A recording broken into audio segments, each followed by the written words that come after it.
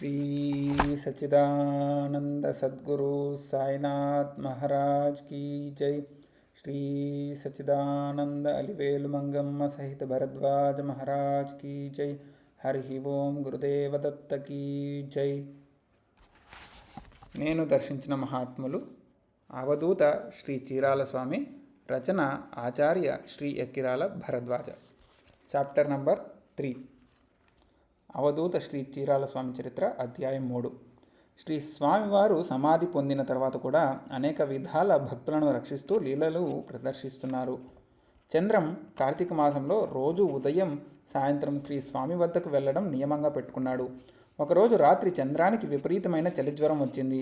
రేపు శ్రీ స్వామి సమాధి దగ్గరకు ఎలా వెళ్ళడమా అనే విచారమే జ్వరానికంటే ఎక్కువగా పీడిస్తున్నది చంద్రాన్ని. అలాగే బయట పంచలో దుప్పటి కప్పుకొని చంద్రం ఒళ్ళు తెలియకుండా పడుకున్నాడు. దగ్గరలోనే మరియమ్మ పడుకుంది. తెల్లవారుజామున శ్రీ స్వామి అక్కడకు వచ్చారు. అప్పుడు మరియమ్మకు మెలకువగానే ఉంది. శ్రీ స్వామి సమాధి అయ్యారు అనే సంగతి ఆ సమయంలో మరియమ్మ మర్చిపోవడం కూడా ఒక విచిత్రమే. వెంటనే మరియమ్మ శ్రీ స్వామిని మెడ కౌగిలించుకొని, స్వామి, చంద్రానికి ఎంత చలిజ్వరమో చూడండి అని బావురుమన్నది.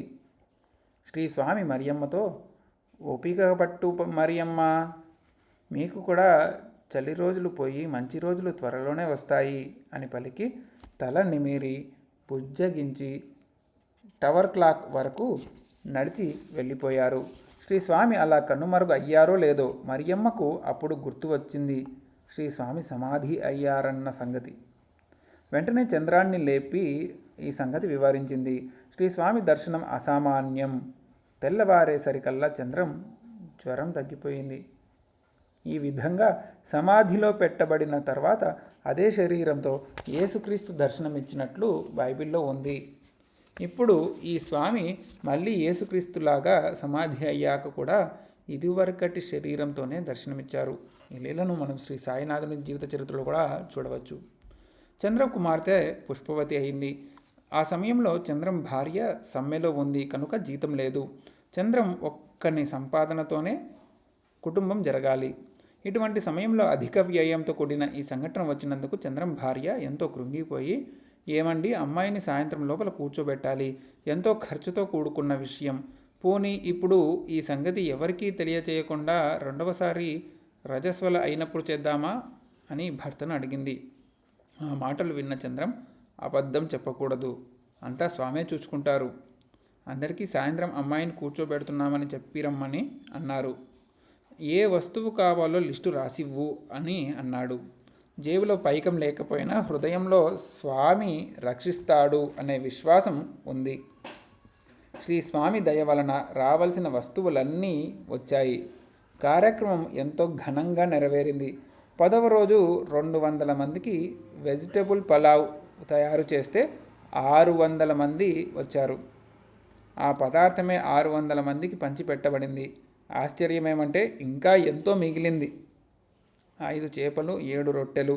యేసుక్రీస్తు మహిమ వల్ల కొన్ని వేల మందికి పంచిపెట్టబడగా మిగిలిన పదార్థం గంపలకు ఎత్తుకెళ్లారని బైబిల్లో ఉన్న కథను నిజమేనని రుజువు చేస్తున్నట్లున్నది శ్రీ స్వామి గారి లీలలుగా చూపిన ఈ మహిమ.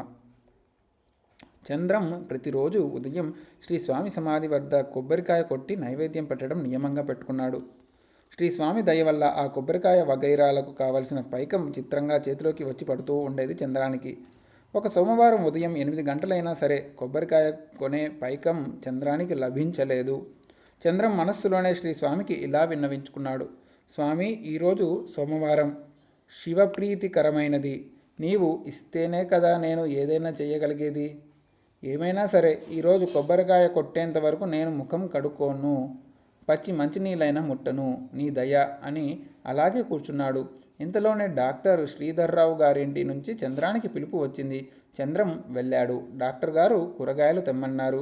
డాక్టర్ గారు నా దగ్గర పైకం లేదు అన్నాడు చంద్రం. డాక్టర్ గారు ఆశ్చర్యపడి తన భార్యను పిలిచి, చంద్రానికి మనం ఏమైనా డబ్బు ఇవ్వాలా అని అడిగారు. ఆమె ఇవ్వవలసిన మొత్తం చెప్పింది.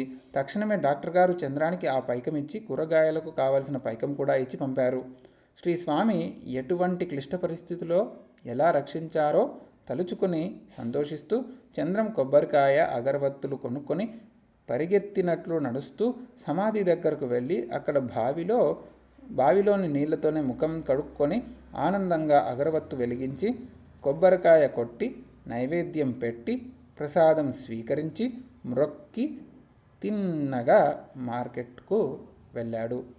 శ్రీ స్వామి వారి సమాధి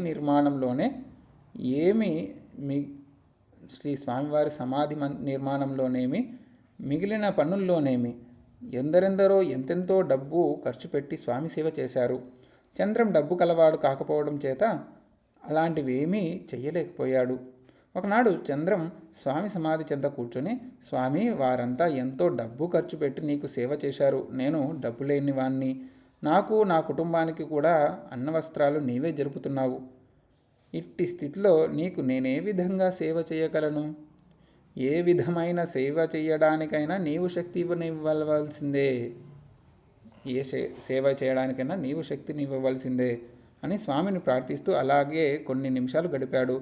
ఇంతలో ఇద్దరు మనుషులు అక్కడికి వచ్చి శ్రీ స్వామివారి ప్రవేశ ద్వారంలో ఉన్న పాడుబడ్డ బావిని గురించి ప్రస్తావిస్తూ, అయ్యా, ఇది వరకు ఇందులో నీళ్లు ఈ చుట్టుప్రక్కల వారికంతా త్రాగడానికి మంచినీళ్ళుగా ఉపయోగపడేవి. కానీ ప్రస్తుతం బావి నిండా చెత్త, సిమెంటు రేకులు పడి నీళ్లు చెడిపోయాయి.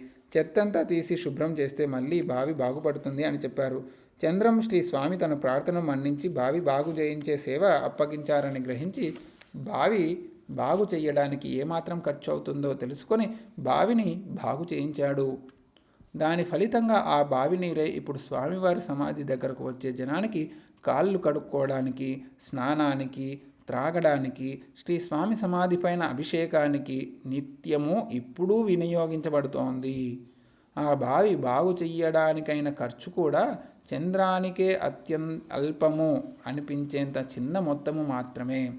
శ్రీ సచ్చిదానంద సద్గురు సాయినాథ్ మహారాజ్ కీ జై. అవధూత భరద్వాజ్ మహారాజ్ కీ జై. హరి ఓం గురుదేవ దత్త కీ జై. జై సాయి మాస్టర్.